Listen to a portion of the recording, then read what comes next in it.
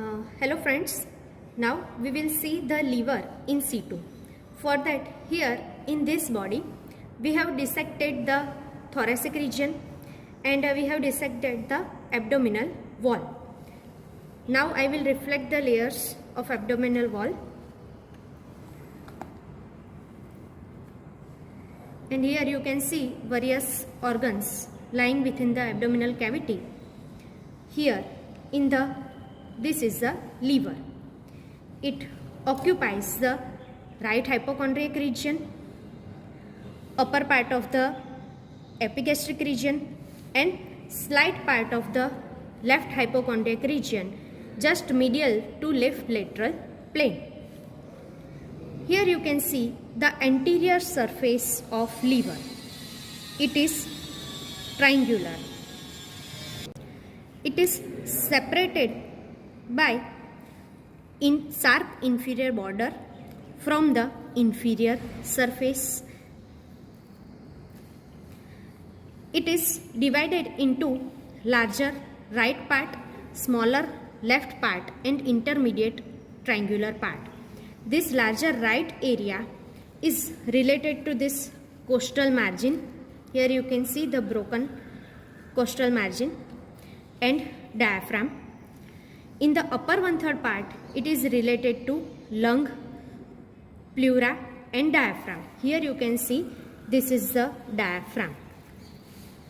So you can appreciate this right part, it is related to diaphragm, and above it is related to lower part of the right lung and pleura.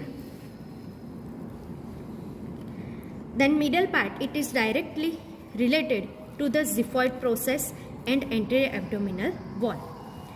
And this smaller left part, it is underlying the left costal margin. It is covered by left 7th and 8th costal cartilages overlying the diaphragm. Here you can see this is the falciform ligament. It is attached to the anterior and superior surface of the liver and divide the liver into anatomical right and left lobe. Here on the upper part, this left layer of this falciform ligament is continuous with this left triangular ligament. This is anterior layer of left triangular ligament. This left triangular ligament, it will reflected onto the diaphragm. This is the diaphragm. Now this right layer of the falciform ligament, it will continues above with the superior layer of the coronary ligament. Here you can see. Now the superior surface of the liver. Here you can see this superior surface. It is covered by the diaphragm. In the middle part, the concave portion, here the diaphragm separates it from the overlying heart and pericardium. And on the right side and on the left side, diaphragm separates this convex portion from the overlying lung and pleura. Now I have reflected this diaphragm. Here you can see this is the right convex part, this is left convex part, and in this middle this is the concave portion. This is a cardiac impression. Here this surface is the right lateral surface. It is related to diaphragm opposite 7th to 11th costal cartilage and ribs. In its upper 1/3 portion, it is separated from the overlying lung, pleura and diaphragm. In the middle 1/3 portion, it is only related to pleura and diaphragm, and in the lower 1/3, it is related only to the diaphragm. Now here we can see, I will slightly reflect this liver so that here you can see this is the anatomical left lobe of the liver and this is its inferior surface. The upper part is the posterior surface of the left lobe. It is related to this esophagus. And on the inferior surface, this large cardiac impression, it is related to anterosuperior surface of the body and fundus of the stomach. Here you can see, I will keep this. So you can see that the stomach is in relation with this left lobe of the liver. Now then after you can see that it is this part of the stomach, it is the pyloric end of the stomach. So here from the left lobe, this is the quadrate lobe.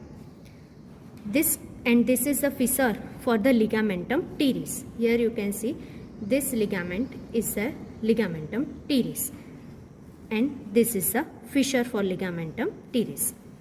This quadrate lobe middle portion, it is related to this pyloric end of the stomach and first part of duodenum.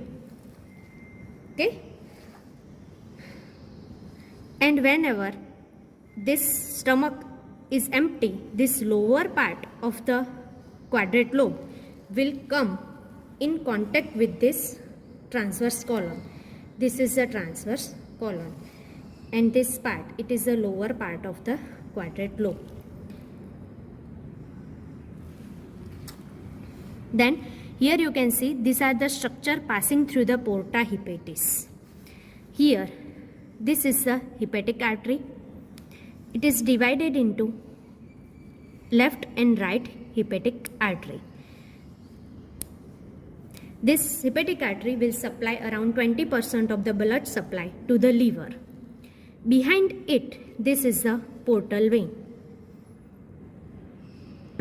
And this portal vein supplies around 80% of the blood supply to liver. And this green color structure, you can see this is the bile duct. Here on the right of this quadrate lobe, you can see this is the fossa for the gallbladder. Just to the right of this, here this impression, it is for the right colic flexure. Here you can see this part of the liver is related to this right colic flexure. Above here, this is a duodenal impression, and it is related with the superior duodenal flexure.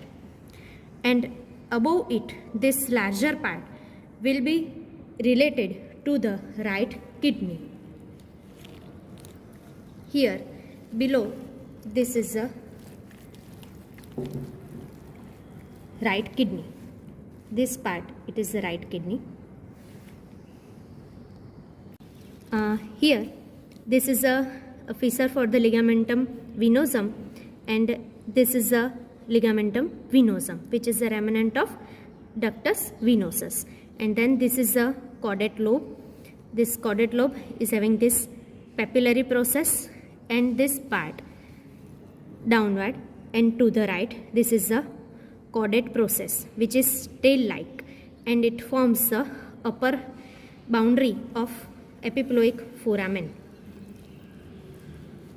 This is a epiploic foramen. My finger is there in the epiploic foramen, and here you can see this caudate process is forming its upper boundary.